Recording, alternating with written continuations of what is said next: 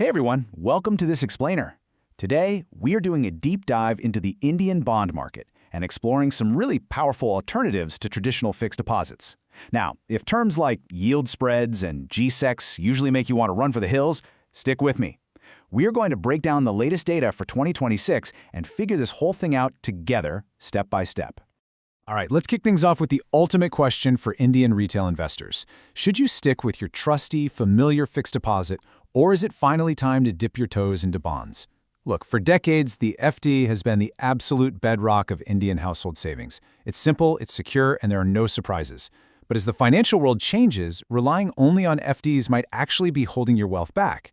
It really boils down to a classic trade-off, right? On one hand, fixed deposits offer extreme simplicity and highly predictable returns, but they often leave you with much lower post-tax earnings.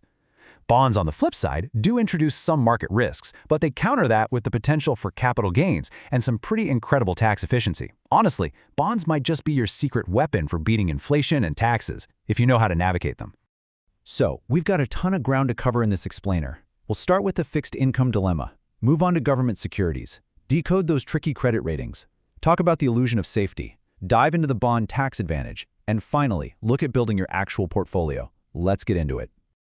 Part 1. The Fixed Income Dilemma. Let's talk about the silent problem that's probably eating away at your savings right now. You see, simply looking at that flashy 7% gross interest rate on a bank FD doesn't really give you the whole picture. Not after the taxman takes his cut anyway. The interest you earn from an FD gets added directly to your total income and taxed at your applicable slab rate. So if you're sitting in the 30% tax bracket, wow, that attractive 7% shrinks pretty fast. That inflation monster, combined with the hefty tax bite, means your safe money could literally be losing its real purchasing power over time. Moving on to Part 2. Government securities made simple. If we want to beat those FD returns without taking on wild risks, we need a super safe baseline. Theoretically speaking, nothing is safer than Government of India securities, or G-Secs. When you buy one, you're basically lending your money directly to the government. And the really cool news for retail investors is the RBI Retail Direct scheme. It's this one-stop portal launched by the Reserve Bank of India that has completely leveled the playing field. You don't need to be a massive bank to buy these sovereign-backed bonds anymore. You can just open a gilt account and buy them yourself. Getting set up is surprisingly a breeze. If you have the basics, a rupee savings bank account, your PAN card, an email, and a mobile number, you're pretty much good to go. This lets you earn regular government-backed income. But a quick heads up, while the credit risk is basically zero, you do face interest rate risks, meaning if you need to sell your bond early and overall interest rates have gone up, the price of your bond in the market will actually drop. Part 3. Decoding bond credit ratings. Let's pivot to the corporate side of things and see how the market prices risk when you're hunting for those higher yields. Right now, India has exactly 7 CBI-registered credit rating agencies. We're talking about major players like CRISIL, ICRA, and CARE. These agencies basically exist to do all the heavy analytical lifting for us. They dig deep into a company's balance sheets and cash flows, which saves everyday investors from having to figure out all that complex corporate data on their own. Now, what's super fascinating here is the yield spread. Check this out. A rock-solid AAA bond from someone like HDFC Bank might pay around 7 to 8.5%, but step down just a little bit to an A-rated bond, which carries a low to moderate default probability, and suddenly it pays roughly 9.8% to 11.5%. That extra yield, that is literal cash-in-hand compensation for taking on a bit more risk. It's the price of risk, spelled out clearly. But wait. There is a massive catch you absolutely have to know. These ratings, they're opinions, not ironclad guarantees. And the entire industry runs on an issuer pays model. That means the companies issuing the bonds are actually the ones paying the rating agencies, not us investors. Talk about a conflict of interest, right? So you should definitely treat a credit rating as a helpful starting point, but always do your own homework. Which brings us to Part 4, the illusion of safety. To truly protect your money, we need a reality check on what happens when these ratings completely miss the mark. These historic defaults are a massive wake-up call that ratings are fundamentally backward-looking. I mean, look at 2018. ILNFS defaulted on a staggering 91,000 crore rupees mere weeks after holding a top-tier AAA rating. No way, right? Then the very next year, DHFL went under right after having an A+ rating. And Reliance Capital defaulted in 2021 despite being in the A category. Ratings tell you how healthy a company was in the past, but they can totally miss looming liquidity crises or internal governance messes until the ship is already sinking.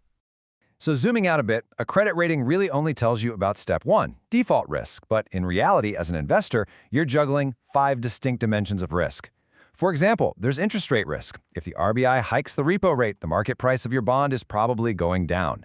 Then there's liquidity risk. What if you need cash fast and you just can't sell the bond?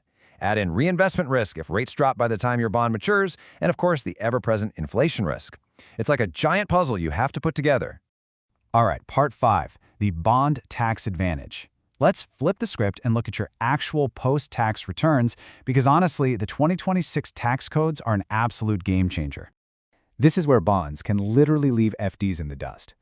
Now, the regular coupon interest on all bonds, just like FDs, is taxed at your standard income tax slab rate. But the real magic happens with capital gains.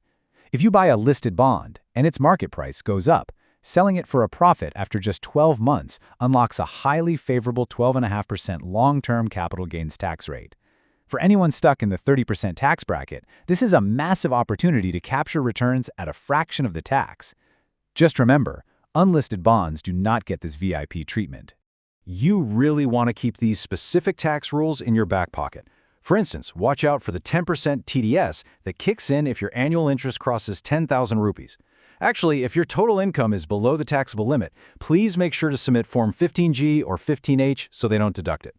Also, keep an eye out for Section 1015 bonds. They offer 100% tax-free interest.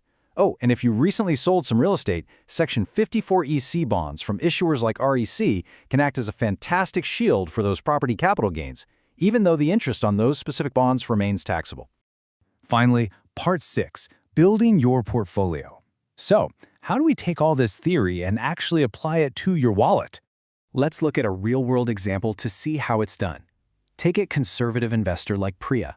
She puts 80% of her money into a super safe, pristine layer of AAA and AA bonds, getting her deep security at 7.8%. But then she takes the remaining 20% and allocates it to a moderate risk, yield-enhancing layer of A-rated bonds at 10.5%. By mixing it up, she achieves a blended pre-tax yield of 8.34%. She comfortably beats traditional bank FDs, but she's still sleeping well at night because she's managing her risk through smart diversification across different issuers. So as we wrap up this explainer, I want you to take a hard look at your own finances. Could mixing up your issuers, or finally taking advantage of that sweet 12.5% LTCG tax rate, be the key to making your money work harder for you? The bond market just isn't a playground exclusively for big institutions anymore. It is a seriously powerful tool for everyday, informed retail investors like us. So I have to ask, are you truly maximizing your post-tax returns, or are you just settling for the illusion of safety? Thanks so much for exploring this with me today, and keep learning.